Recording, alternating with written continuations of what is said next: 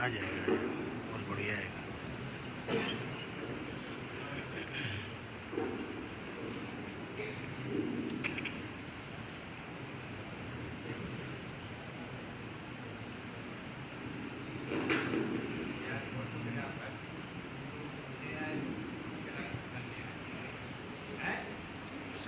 ایک لائک آتے رہتے ہیں۔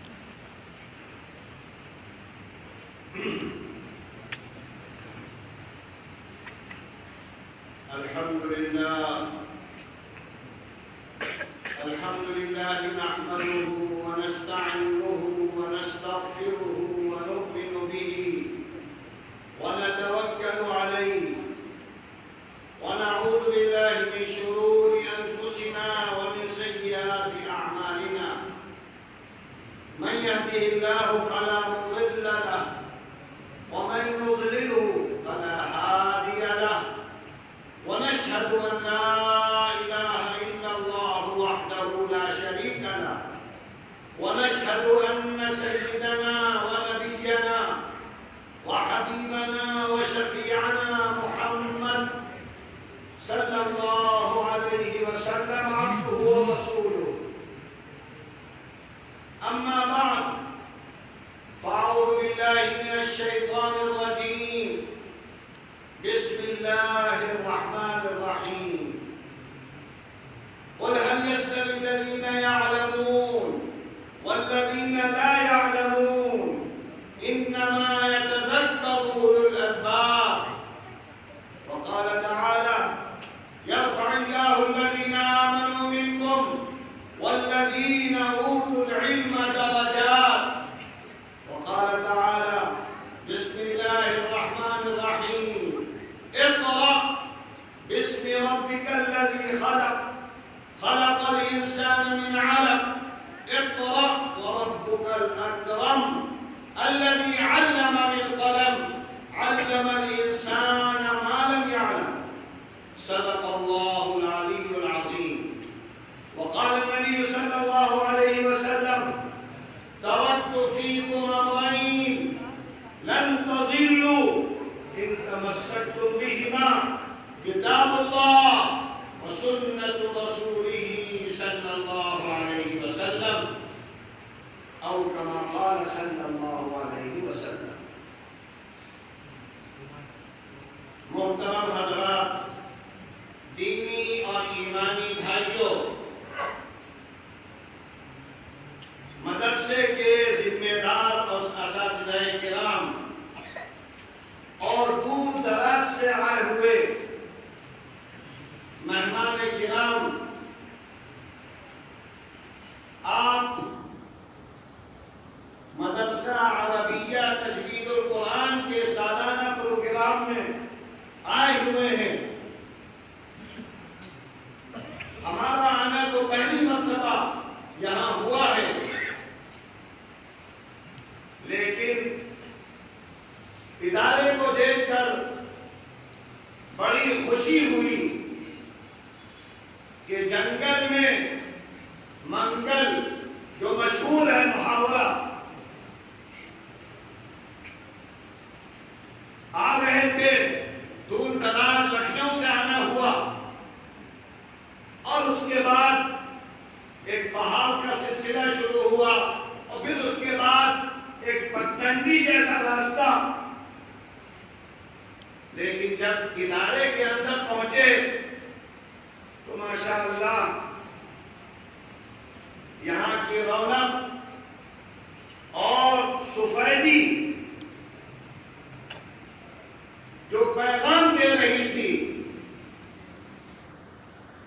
کہ یہاں پڑھنے والے، یہاں آنے والے، ان کا دین سے تعلق ہے۔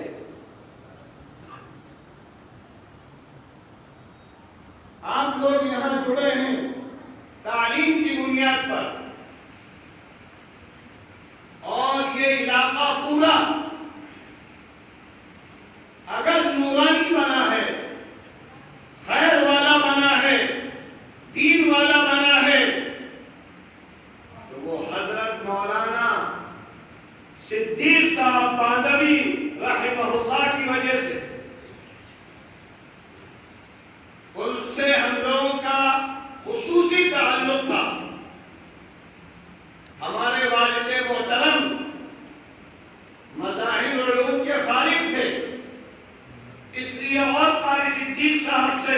लगाव भी था, ताल्लुक भी था।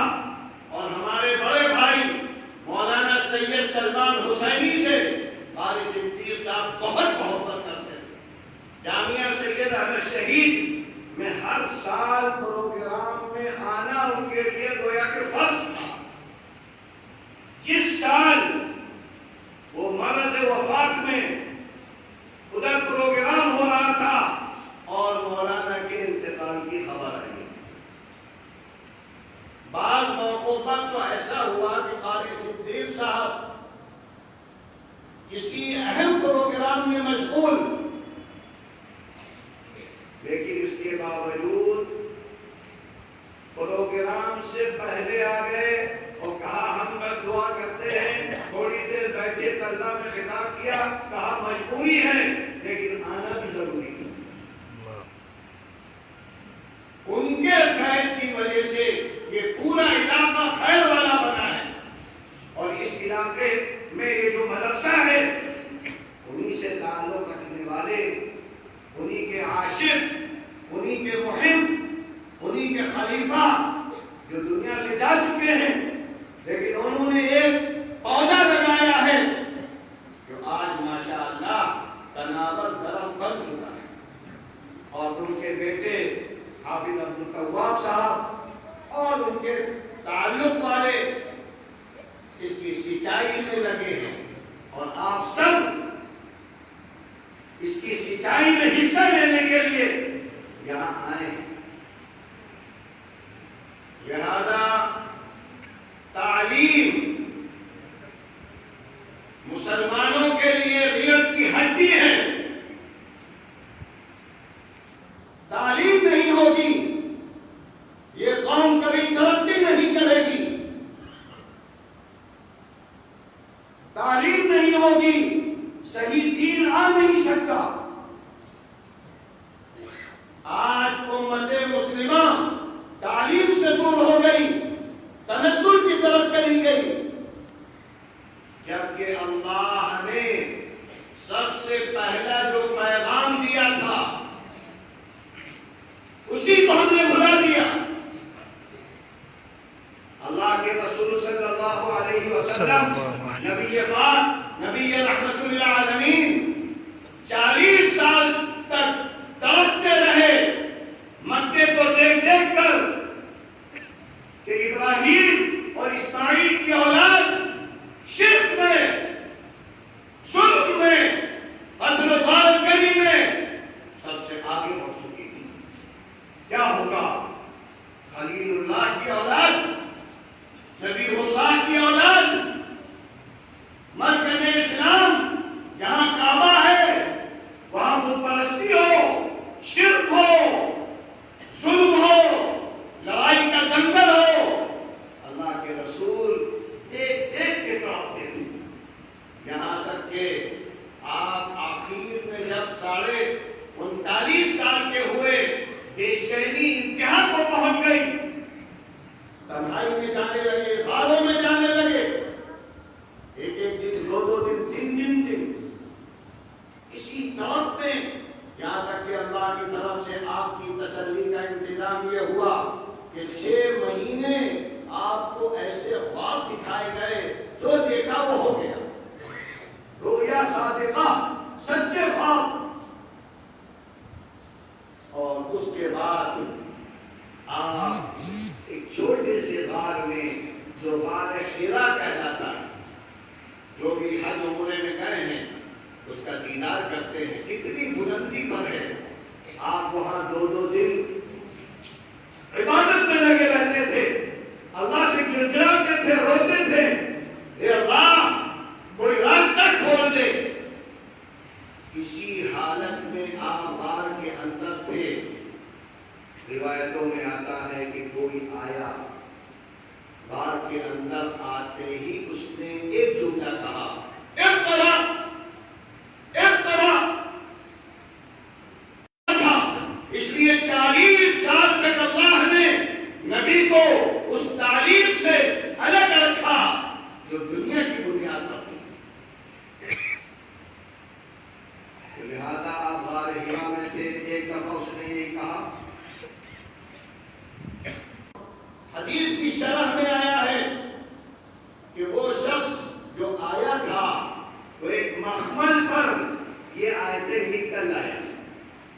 پر یہ آیتیں لکھی تھی، وہ کہہ رہے تھے یہ پڑھو پڑھو پڑھو، آپ کہہ رہے تھے میں پڑھا ہوا نہیں.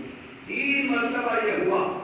چوتھی مرتبہ اس نے کہا اقرأ بسم ربک الذی خلق خلق الانسان من علق اقرأ وربک الاکرم الذی علم بالقلم علم الانسان ما لم يعلم. یہ الفاظ جیسے ہی اس نے کہے اللہ کے رسول بھی ادا کرنے لگے. کیونکہ کوئی ان پڑھ سے ان پڑھ ہو، جب آپ زبانی پڑھائیں گے تو پڑھنے لگے گا، جب کتاب دکھائیں گے تو نہیں پڑھ پائے گا. تو مخمل پر جو لکھا ہوا تھا آپ نے اس کو نہیں پڑھا. جب زبانی پڑھا اور یہ الفاظ آپ کی زبان سے نکلے اور آپ کے جسم کی پوری طاقت مل گئی، ورنہ اللہ کے رسول سے بڑھ کر کوئی طاقتور نہیں. کون سی چیز تھی یہ 2 آیتیں؟ کون سی طاقت تھی کہ اللہ کے رسول پسینے پسینے ہو گئے؟ کسی طرح سمجھتے ہوئے بار سے نیچے آئے اور اپنے گھر جا رہے تھے. گھر پہنچے تو معلوم یہ ہوا کہ بس اتنی بھی طاقت نہیں ہے کہ چادر لینے فلاں لینے فوراً لیٹ گئے اور کہنے لگے زملونی زملونی، ارے کملی اڑاؤ کملی اڑاؤ، کام رہ جاؤ. لہذا چہیتی بیوی حضرت خدیجہ آئیں، جلدی سے کملی اڑا دی، چادر اڑا دی. اللہ کے رسول نے آرام کیا. جب جسم نارمل ہوا تو آ کر کہا کہ کیا بات ہو گئی؟ اے محمد عربی کیا بات ہو گئی؟ تو انہوں نے اللہ کے رسول نے پورا واقعہ بتایا. ہمار میں سے ایسا ہوا ایسا ہوا ایسا ہوا. تو کہنے لگی گھبرائیے نہیں، پریشان نہ ہو. ہمارا ایک بھائی ہے ورقہ جو تورات و انجیل کا ماہر ہے، اس کے پاس چلتے ہیں، اس سے بات چیت کرتے ہیں، اس سے واقعہ بتلاتے ہیں. لہٰذا لے کر گئے اللہ کے رسول کو اپنے بھائی کے پاس، ورقہ کے پاس، اور ورقہ سے سب بتلایا. تو ورقہ نے کہا ھذا الناموس الذی جاء عیسیٰ و موسیٰ، ارے یہ تو وہی فرشتہ ہے جو عیسیٰ اور موسیٰ کے پاس آتا تھا، آج تمہارے پاس آ گیا اور تم کو اللہ نے چن لیا ہے نبی بنا. اور پھر کہنے لگے اگر میں زندہ رہا، بہت بوڑھے تھے، اگر میں زندہ رہا تمہاری بھرپور مدد کروں گا. یہ جو جملہ ہے، اسی جملے کی وجہ سے ایک بڑا طبقہ ہے جو یہ کہتا ہے کہ سب سے پہلے ایمان لانے والے حضرت ورقہ ہیں.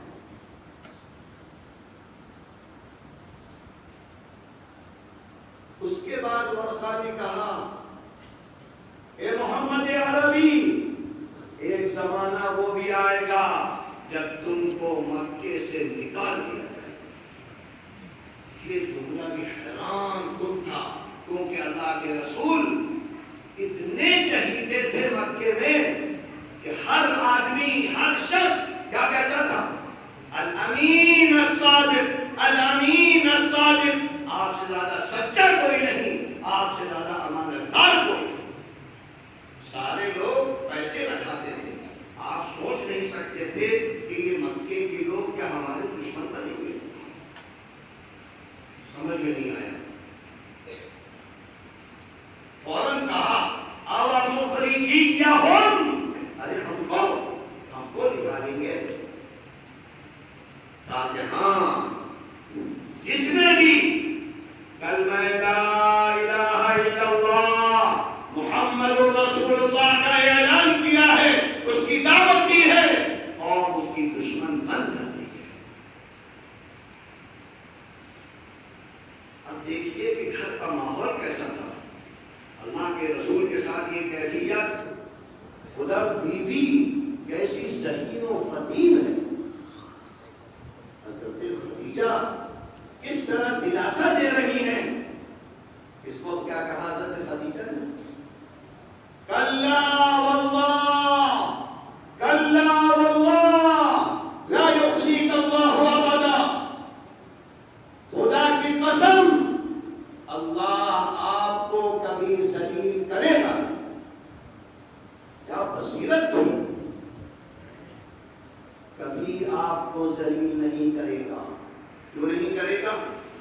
اس کی 2-3 وجہ بیان کی. إنك لتصل الرحم وتحمل الكلب وتكسب المعدوم وتعين على نوائب الحق. آپ تو رشتے ناطے جوڑتے ہیں. جو رشتے ناطے جوڑتا ہے اللہ کی رحمت اس پر برستی ہے. آپ تو مر جاؤ ماوا ہیں, بے سہاروں کا سہارا ہیں, محتاجوں کے مددگار ہیں, مصیبت زدوں کے لیے کام آنے والے ہیں. کیا پیغام ہے ہمارے لیے؟ دین اتر رہا ہے, دین آ رہا ہے. پہلا پیغام, اس پہلے پیغام میں 2 چیزیں چھپی ہوئی ہیں. ایک, اے امت مسلمہ تعلیم سے جڑ جاؤ. نمبر 2, اے امت مسلمہ آپس میں اتحاد کے ساتھ رہو. لیکن ہائے افسوس, آج امت مسلمہ ان دونوں چیزوں کو بھول چکی ہے, تعلیم میں پچھڑ چکی ہے. اتحاد تو معلوم ہوتا ہے کہ فنا ہو چکا ہے. جہاں چلے جائیے, جدھر پھر دیکھ لیجئے, اتحاد کا جنازہ نکل چکا ہے. اور اس کے بعد شکوہ ہے, ہائے ہائے ہائے کیا ہو رہا ہے؟ وہ ہو رہا ہے جس کا وعدہ اللہ نے قرآن میں فرمایا ہے.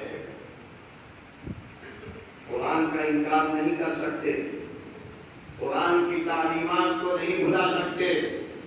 لہذا قرآن نے جو بات کہہ دی ہے وہ اٹل ہے, ہو کر رہے گی. اس لیے سب سے پہلا سبق ہمیں تعلیم سے جڑنا ہے. سب سے پہلا سبق جس کے ذریعے سے اللہ کے رسول کو خطاب کیا گیا وہ پڑھنا. پڑھو پڑھو. کیا پڑھو, کیا پڑھو یہ بھی نہیں بتلایا گیا. اس لیے کہ ہمیں تو سب کچھ پڑھنا ہے. ہمیں دنیا پڑھنی ہے. اللہ تعالیٰ نے حضرت آدم کو پیدا کیا. حضرت آدم کو پیدا کرنے کے بعد اللہ نے اس ساری دنیا کا نظام ان کے حوالے کرنے کے لیے ان کو خلیفہ بنایا. خلیفہ بنانے پر فرشتوں کو حیرت ہوئی کہ آدم کے اندر کون سی اچھائی ہے. اللہ نے بتایا کہ آدم کا کیا کیا کرے گا, یا انہوں نے اس کی پیدائش سے سمجھ لیا. دونوں قسم کی باتیں کہیں گئی ہیں. مفسرین کہتے ہیں لہذا اللہ سے کہنے لگے کہ اللہ ہم تو کافی تھے, اطاعت فرما برداری نافرمانی جانتے نہیں. یہ آدم کو پیدا کر کے دنیا کا خلیفہ یہ نہیں سمجھ میں آ رہا. تو اللہ نے کیا کہا, انی اعلم ما لا تعلمون. ہم جو جانتے ہیں تو نہیں جانتے. تم کیا جانو؟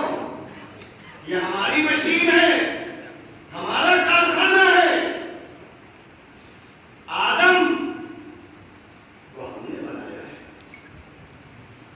جو مشین بناتا ہے وہ زیادہ جانتا ہے یا دوسرا جانے گا. الا یعلم من خلق وهو اللطیف الخبیر.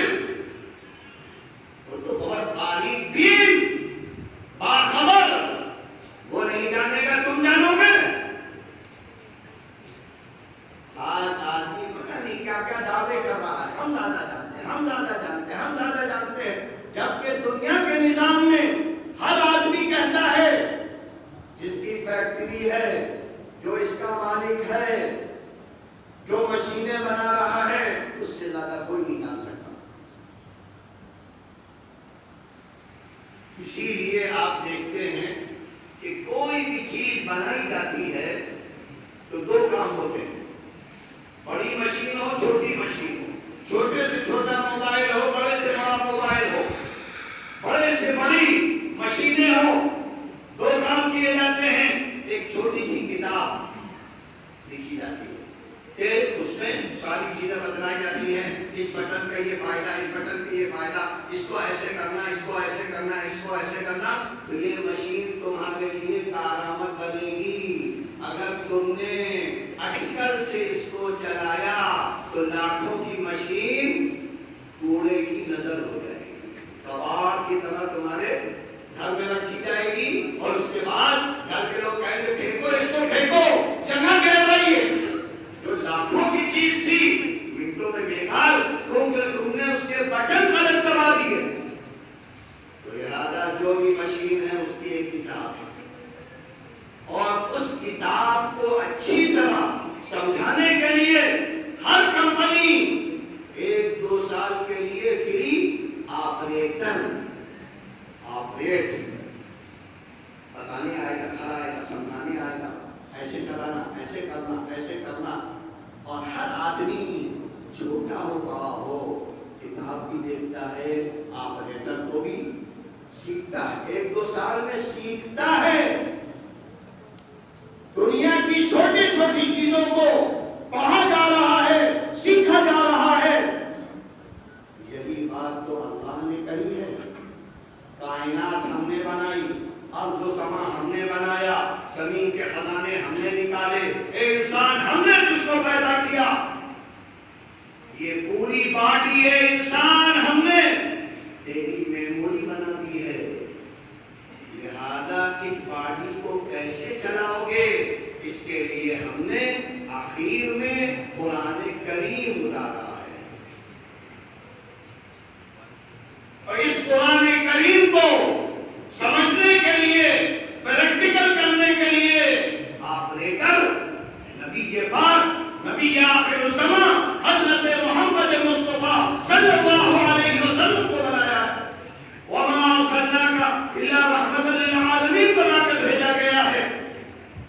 اور کہیں قرآن نے کہا ہم نے یہ جو قرآن اتارا ہے آپ کی ذمہ داری ہے اس کی تشریح کیا کریے۔ وَأَنزَلْنَا إِلَيْكَ الذِّكْرَ لِتُبَيِّنَ لِلنَّاسِ، تو کتاب قرآن ہے، نبی آپریٹر ہیں، لیکن ہائے افسوس ہم اپنی باڈی کو منمانے طور پہ چلا رہے ہیں۔ آنکھیں کیسے چلاؤ گے، کان کیسے استعمال کرو گے، ہاتھ پیر کیسے چلاؤ گے، یہ قرآن ہمیں بتلاتا ہے۔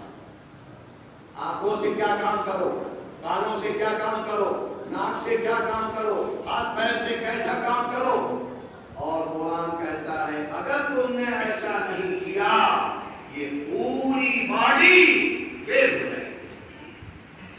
تو جب یہ باڈی تمہاری فیل ہوگی تو کہاں جائے گی؟ مشین فیل ہوئی کوڑے میں چلی گئی، یہ باڈی فیل ہوگی تو جہنم میں جائے گی۔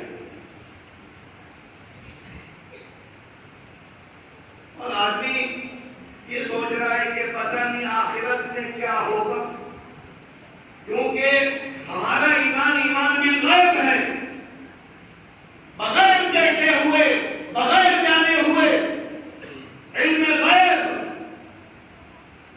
لہذا علم جب غیب ہے تو ہمیں قرآن ہی مان کر دین کو ماننا پڑے گا۔ تو اللہ نے کہا، اور آج جو سائنس کا زمانہ ہے، اس سائنس کے زمانے میں ہمارے لیے قرآن کو بہت آسان کر دیا۔ کتنی قرآن کی آیتیں ہیں جو آج سائنس کی وجہ سے بالکل 2-2-4 کی طرح سمجھ میں آ رہی ہے۔ یہ موبائل ہے، اس نے بنایا ہے، انسان نے بنایا ہے، اللہ نے عقل دی ہے، علم دیا ہے، دھاتیں اس میں لگائی گئی ہیں مختلف قسم کی، اور یہ ریکارڈ کر رہا ہے، اور ریکارڈ کر کے دنیا کو ہر جگہ ایک وقت میں پہنچا رہا ہے۔ یہی تو اللہ نے کہا تھا، اے انسان ہم نے تیری پوری باڈی 6 فٹ کی، 5 فٹ کی، 4 فٹ کی میموری بنا دی، آنکھیں ریکارڈ کر رہی، کان ریکارڈ کر رہے ہیں، ناک ریکارڈ کر رہی ہے، پورا جسم ریکارڈ کر رہا ہے۔ اليوم نختم على افواههم وتكلمنا ايديهم ان السمع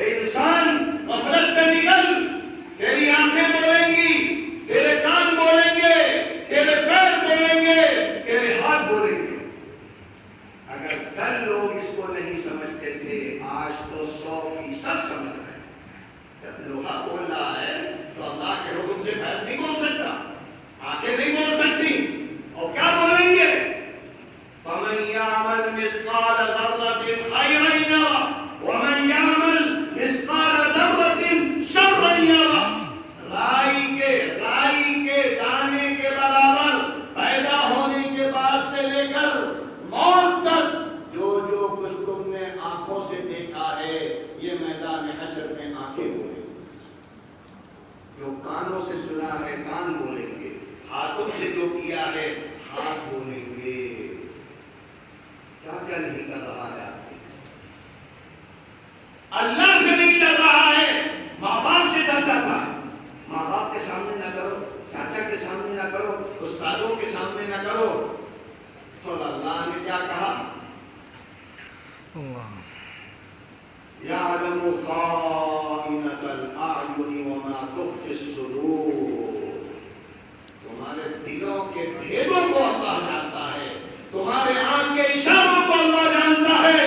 رات کی تنہائیوں میں، پہاڑوں کے نیچے اللہ چوٹیوں کو رزق دے رہا ہے، تم ایسے اللہ سے چھپ جاؤ گے؟ اس غفلت سے ہم کو کیا نکالے گا؟ کون سی چیز نکالے گی؟ صرف قرآن نکالے گا اور سنت رسول نکالے گا۔ لہذا رشتہ قرآن سے جوڑو، رشتہ سنت رسول سے جوڑو۔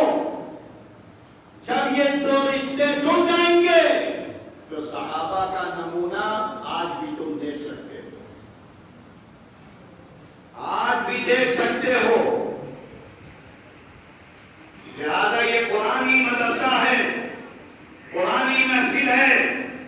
کتنے لوگوں کے سروں پر ایک علامتی تاج رکھا جائے گا جو صافے کی شکل میں ہوگا، اور کل قیامت کے دن مشک کے تیروں پر بٹھایا جائے گا۔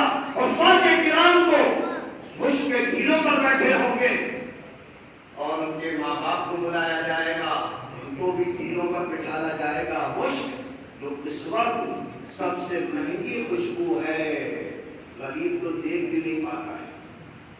وہ ٹیلے ہوں گے، اس پر حفاظ بیٹھے ہوں گے، ماں باپ بیٹھے ہوں گے۔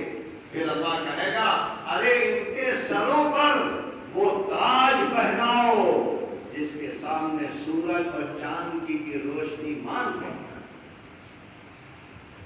اور پھر ایسا سوٹ پہناؤ کہ ریشم بھی جو ہے وہ اپنے نرم و نازک کو بھول جائے۔ ایسا حسین لباس، ایسا حسین تاج، اور پھر پڑھنے والے سے کیا کہا جائے گا؟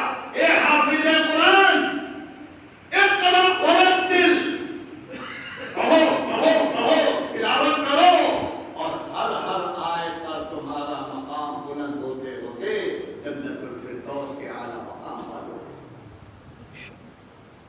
آج تو ان پر جو چاہو تفسیرہ کر لو، جو چاہو سمجھ لو، لیکن کل قیامت کے منظر میں دیکھ لو گے۔ اس لیے قرآن سے جڑو۔ قرآن آخری کتاب ہے، قرآن ہدایت کی کتاب ہے۔ اللہ نے اس کا تعارف کرایا ہے کیونکہ اللہ کی کتاب ہے، ہر آدمی اپنی کتاب کا تعارف کراتا ہے۔ إنه لتنزيل رب العالمين نزل به الروح الأمين على قلبك لتكون من المنذرين بلسان عربي مبين۔ کیا کہہ رہا ہے اللہ؟ اس کو رب العالمین نے اتارا ہے۔ معمولی نہ سمجھو قرآن کو، رب العالمین سارے جہاں کا پالنہار اس نے اتارا ہے۔ اور کون لے کر آیا ہے؟ فرشتوں میں سب سے امانت دار فرشتہ جبرائیل امین۔ اور لایا کس پر ہے؟ سب سے زیادہ پاکیزہ دل والے انسان محمد عربی کے دل پر اللہ کا اتارا ہوا جبرائیل امین لانے والا نبی پاک کے دل پر اترا، اور پھر آخر میں کیا کہا؟ یہ عربی زبان میں ہے، لہذا عربی زبان سے محبت پیدا کرو، زبان پر عربی زبان کو لانے کی کوشش کرو۔ اللہ کے رسول کی زبان عربی ہے، قرآن کی زبان عربی ہے، جنت کی زبان عربی ہے۔ ساری زبانوں میں اعلیٰ زبان عربی ہے، باقی ساری زبانیں اللہ کی ہیں، سب زبانیں اللہ نے پیدا کی ہیں۔ تو قرآن اللہ نے اتارا ہے، لہذا یہ کلام اللہ ہے، اللہ کا کلام۔ اور اس کا امتیاز دوسرا یہ ہے کہ آیت کو ہے، ہدایت کے لیے آیت ہے۔ یہ کلام ہدایت ہے. ہدایت کس کو کہتے ہیں؟ راستہ بتانا، رہنمائی کرنا. یہ تمہاری رہنمائی کے لیے آیا ہے. اور پھر کہیں اللہ نے فرمایا معلوم ہے یہ وہ کلام ہے جو کلام معجز ہے. ایسا کلام ہے کہ دنیا کی بڑی سے بڑی طاقت، یہاں تک کہ جن اور دنیا کے سارے لوگ اگر طے کر لیں کہ قرآن جیسی ایک سورت بنا لائیں، ایک آیت بنا لائیں، اللہ کہتا ہے کبھی نہیں کر سکتے، کبھی نہیں کر سکتے، ہو ہی نہیں سکتا. یہ لہذا اس سے افضل، اس سے اعلیٰ کوئی کلام نہیں. اس کے بعد اللہ نے کیا کہا؟ یہ کلام کلام خلود ہے، ہمیشہ رہے گا، ہمیشہ رہے گا. اِنَّا نَحْنُ نَزَّلْنَا الذِّكْرَ وَإِنَّا لَهُ لَحَافِظُونَ. عربی کے گرامر کے جتنے بھی تاکیدی الفاظ ہیں سب اس میں آ گئے. اللہ کہتا ہے ہم نے اتارا ہے اور ہم ہی اس کی حفاظت کریں گے. اور اللہ حفاظت کر رہا ہے. 1450 سال ہو گئے کہ نہیں قرآن اترے ہوئے؟ 1450 سال. اور 1450 سال میں کیا کیا نہیں ہوا؟ ملک برباد ہو گئے، کروڑوں مسلمان لوگوں کو ذبح کر دیا گیا، بڑے بڑے مکتبے جلا دیے گئے، دین کو بدلنے کے لیے ساری سازشیں ہو گئیں، قرآن کو بدلنے کے لیے بڑی کوششیں ہو گئیں. لیکن آج بھی وہی قرآن ساری دنیا میں ہے جو غار حرا میں گزرا. کون بچا رہا ہے؟ کون بچا رہا ہے؟ اگر آدمی ذرا سا غور کرے تو یہی چیز ہے صرف ایمان کے مضبوط ہونے کی. ہم غور ہی نہیں کرتے، سوچتے ہی نہیں. اور اسی طرح اس کی ایک صفت ہے کہ کلام شامل ہے. شامل یعنی اس میں سب کچھ ہے، سب کچھ. اگر تم قرآن پر اچھی طرح غور کر لو تو تم سے زیادہ دنیا کے اعتبار سے، آخرت کے اعتبار سے، دنیا سے پہلے کے اعتبار سے کوئی بڑا جاننے والا ہو نہیں سکتا. جاننے والا ہو نہیں سکتا. آج جتنے واقعات پیش آ رہے ہیں یہ سب اللہ کے رسول بتلا چکے ہیں. قرآن میں بھی اس کا تذکرہ آ رہا ہے، آیا ہے. تو اس لیے ہم نے جب قرآن کو بھلایا تو نتیجہ کیا نکلا؟ ابھی 2-2.5 سال سے بڑی افراتفری مچی ہے. کورونا کورونا کورونا کورونا، اس کی گردانیں مسجد میں بھی اسی کا تذکرہ، بازاروں میں بھی اسی کا تذکرہ، گھروں میں بھی اسی کا تذکرہ. اور معلوم ہوتا ہے کلیجہ پھٹ جائے گا، کیا ہوگا؟ کتنے لوگ مر گئے، یہ ہو رہا ہے، وہ ہو رہا ہے، کوئی بھاگ رہا ہے، کوئی نہیں بھاگ رہا ہے. مسجدوں میں چوریاں ہو گئی، مسجد میں بھی اللہ نہیں یاد آ گیا. جبکہ کورونا جو آیا ہے، جو حالات ہیں، اس سے بھی سب حالات کا تذکرہ اللہ بار بار قرآن میں کر چکا ہے. وَلَنَبْلُوَنَّكُمْ بِشَيْءٍ مِّنَ الْخَوْفِ وَالْجُوعِ وَنَقْصٍ مِّنَ الْأَمْوَالِ وَالْأَنفُسِ وَالثَّمَرَاتِ وَبَشِّرِ الصَّابِرِينَ. اے ایمان والو، ہم تم کو آزمائیں گے، جھنجھوڑ کے رکھ دیں گے. خوف جانوں میں، مالوں میں، کھیتی میں، چیزوں میں کمی ہی کمی. آج کہہ رہے ہیں ہاں اتنے مر گئے، لاکھوں مر گئے، معیشت برباد ہو گئی، برباد ہو گئی. ہر کیا ہوگا؟ وہ ہوگا جو اللہ چاہے گا، وہ ہوگا جو اللہ چاہے گا.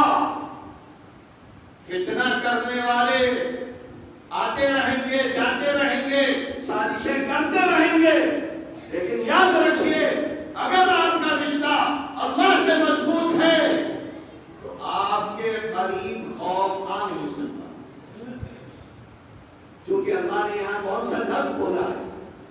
ہم خوف پیدا کریں گے، جانوں میں کمی ہو جائے گی، کھیتیوں میں کمی ہو جائے گی، معیشت میں کمی ہو جائے گی، لیکن وَبَشِّرِ الصَّابِرِينَ، جو دین پر ڈٹے رہیں گے ان کے لیے یہ موقع خوشخبری کے ہیں. خوشخبری گناہ کسی چیز ہے، موت سے بھاگو گے. موت سے کون بھاگا ہے؟ کوئی نہیں بھاگا ہے موت سے. لہذا ڈٹے رہو، جمے رہو، دین کے تقاضوں کو پورا کرتے رہو. اگر ہمارے سامنے یہ قرآن کی آیتیں ہوتی تو ہم پر درسہ کاری نہ ہوتا. قرآن تو کیسا ہے کہ باپ چلا جائے، ماں چلی جائے، بیٹا چلا جائے تو کیا کہو زبان سے؟ اِنَّا لِلَّهِ وَإِنَّا إِلَيْهِ رَاجِعُونَ. ہم اللہ کے ہیں، اللہ کے پاس جائیں گے. جب جائیں گے تو جو جا رہا ہے اس کو جانے دو، اپنی فکر کرو، اپنی فکر کرو. جو جا رہے جانے دو، اپنی تیاری کرو. کہاں جا رہے ہو؟ دنیا میں بڑی فکر ہے یہ عمارت بن جائے، یہ مال آ جائے، یہ دولت آ جائے، خزانے بھر جائیں. اللہ کہتا ہے آخرت کی پہلے فکر کر لو. دنیا کی بقدر ضرورت، دنیا بقدر ضرورت، آخرت زیادہ سے زیادہ. یا ایھا الذین آمنوا اتقوا اللہ ولتنظر نفس ما قدمت لغد. کیا بھیجنا ہو آخرت کے لیے تیاری کرو. اسی لیے اللہ کے رسول بار بار کہتے تھے اس کو روزی کا حاضر اللذات، اس کو روزی کا حاضر اللذات، یعنی الموت. اے لوگوں، لذتوں کو کاٹنے والی چیز کو کثرت سے یاد کیا کرو، یعنی موت.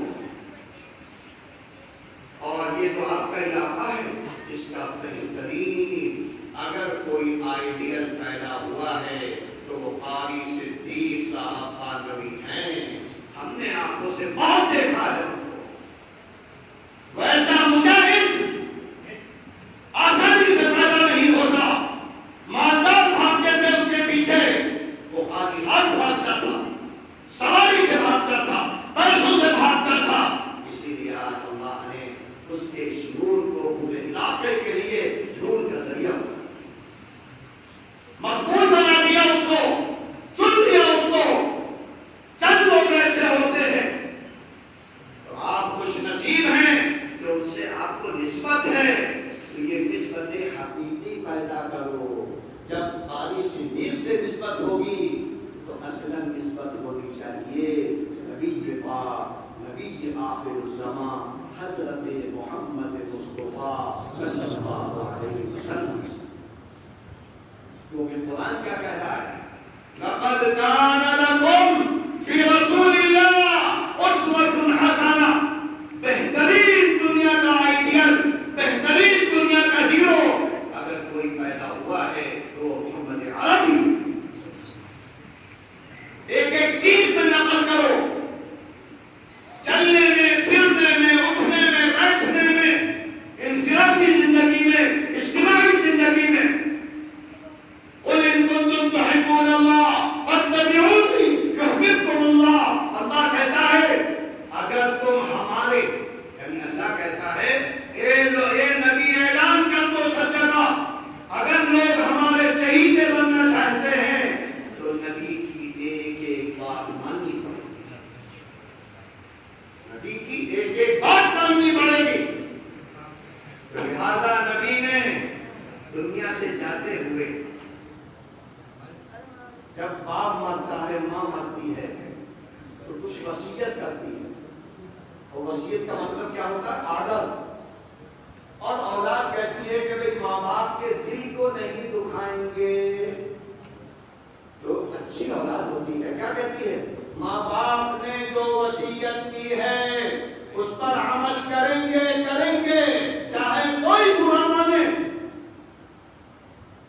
تو کیا ہمارے ماں باپ اللہ کے رسول سے بڑھ جائیں گے؟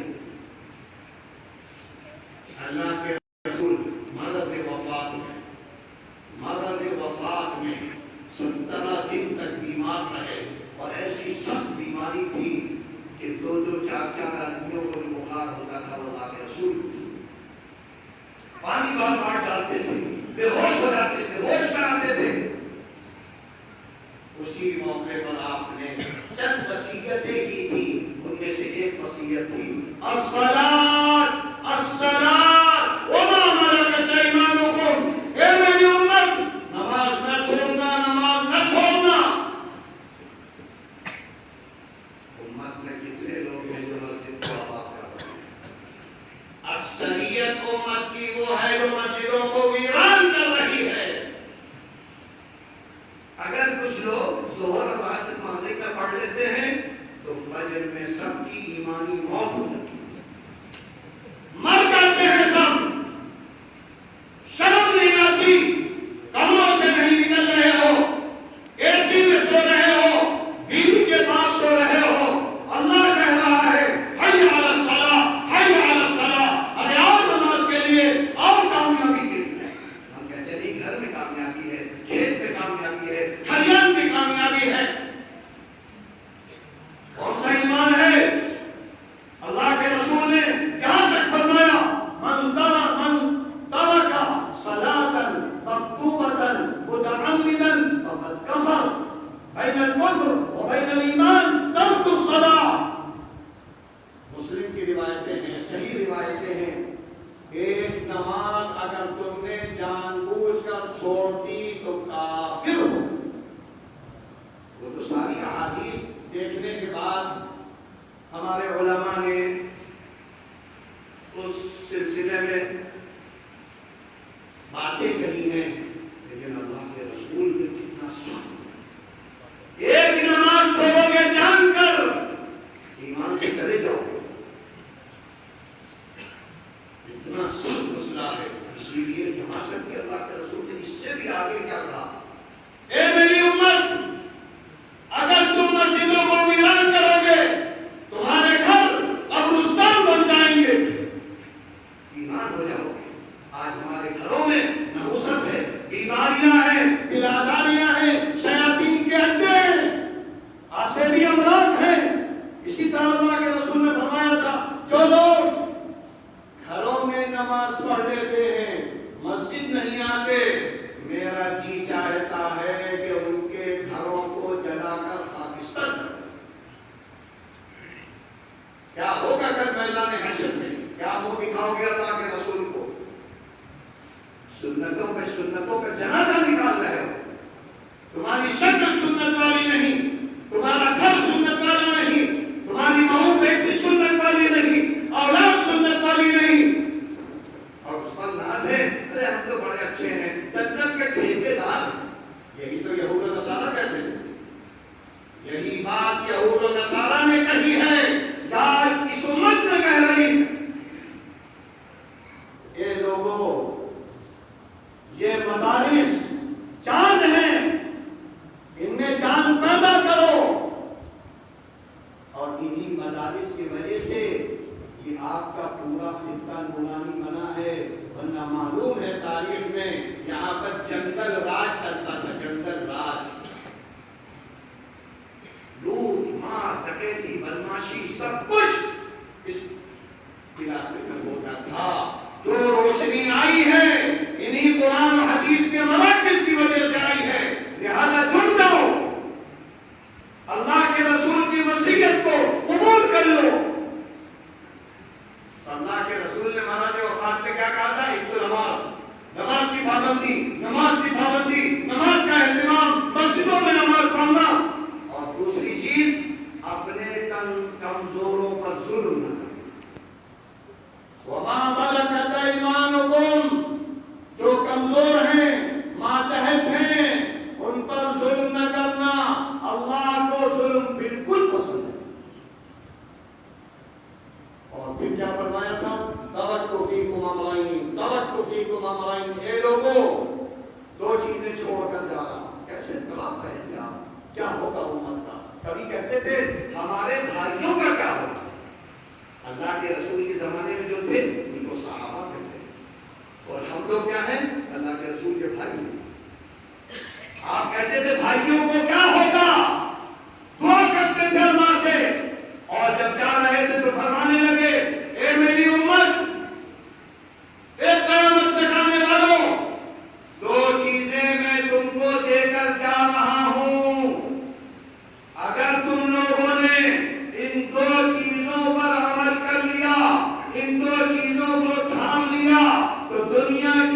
کوئی طاقت تمہارا بال پیچھا نہیں کر سکتی. لن تضلوا. عربی میں لن کا معنی ہوتا ہے ہرگز یہ نہیں ہو سکتا, ہو ہی نہیں سکتا. تو آج کیوں ہو رہا ہے؟ کیوں ہم گمراہ ہو رہے ہیں؟ اس کا مطلب ہے کہ ہم نے اللہ کے رسول کی وصیت کو نہیں سنا. اللہ کے رسول نے کیا کہا؟ دو چیزیں کیا ہیں؟ کتاب اللہ و سنت رسولہ. ایک اللہ کی کتاب جس کو قرآن کریم کہتے ہیں, اور ایک سنت رسول جس کو احادیث مبارکہ. لہذا اس جلسے کا, اس مدرسے کا, اس تقریر کا پہلا پیغام یہ ہے کہ تعلیم سے جڑ جاؤ, طے کر لو, پڑھنا ہے موت تک پڑھنا ہے. اگر بچپن میں نہیں پڑھا جوانی میں پڑھنا ہے, جوانی میں نہیں پڑھا بڑھاپے میں پڑھنا ہے. شرم نہ کرنا تعلیم میں.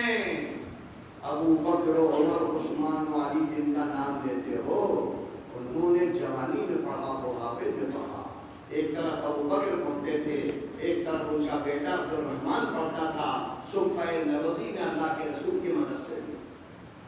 ادھر عمر پڑھ رہا ہے, عبداللہ ابن عمر پڑھ رہا ہے. آج تم کو شرم آتی ہے قرآن پڑھنے میں؟ کل کیا ہوگا اگر آج تم نے قرآن کے لیے آنکھیں نہیں کھولی, اگر تم نے قرآن کے لیے تیاری نہیں کی, اگر تم نے اپنی اولاد کو, اپنی بیٹیوں کو, اپنی بیویوں کو قرآن والا نہیں بنایا, تو اللہ نے قرآن میں ہی کہا ہے, قرآن میں اللہ نے کہہ دیا ہے من اعرض عن ذکری, من اعرض عن ذکری فإن له معیشۃ ضنکا. جس نے ہمارے قرآن اور ذکر و نصیحت نامے سے اعراض کیا, آنکھیں بند کی, تو ہم دنیا اس کے لیے تنگ بنا دیں. پیسہ ہے پریشانی ہے, اولاد ہے پریشانی ہے, رات میں نیندیں نہیں آ رہی ہے. کیوں؟ قرآن نہیں پڑھتے ہو, قرآن نہیں سمجھتے ہو, قرآن پر عمل نہیں. من اعرض عن ذکری, جس نے قرآن سے اعراض کیا تو ہم اس کی زندگی کو زنکا بنا دیں گے, پریشان کن بنا دیں گے. وَنَحْشُرُهُ يَوْمَ الْقِيَامَةِ أَعْمَىٰ, اور کل قیامت میں میدان حشر میں ہم اس کو اندھا اٹھائیں گے. اندھا کیا ہوگا؟ جو بینا ہے وہ نہیں چل پائیں گے, اندھا کیسے چلے گا؟ آدمی سیکھے گا, اے اللہ تو نے دنیا میں آنکھیں دی تھی, حسین چہرہ بنایا تھا, آج کیا ہو گیا؟ اللہ کہے گا, اس کا جواب بھی قال رب لما حشرتني أعمى وقد كنت بصيرا قال كذلك أتتك آياتنا فنسيتها. تیرے سامنے قرآن کی آیتیں آئیں, نبی نے اس کی وضاحت کی, نبی کے وارثین نے قیامت تک علماء حق نے اس کی وصیت کی, لیکن تمہیں سمجھ میں نہیں آ رہا تھا. تمہیں تو دنیا عزیز تھی, سب کچھ پڑھتے تھے, صبح سے شام تک کورس کی کتابیں پڑھ رہے ہو, اخبار پڑھ رہے ہو, ریڈیو سن رہے ہو, اور آنکھیں قرآن سے دورانی نہیں بنا رہے ہو. أتتك آياتنا فنسيتها وكذلك اليوم تنسى. کل تم نے اپنی عقل کو, اپنی آنکھوں کو قرآن سے بد رکھا, لہذا آج تم کو اللہ نے یہاں بلا دیا. لہذا قرآن کا حق یاد رکھیے. قرآن کا سب سے پہلا حق یہ ہے ایمان کامل, قرآن پر ایمان کامل. دوسرا حق قرآن کا تعظیم قرآن, عظمت والی کتاب ہے, بابرکت کتاب ہے, اس کو اوپر رکھو, پاکیزگی کے ساتھ رکھو, پاک و صاف ہاتھوں سے چھو.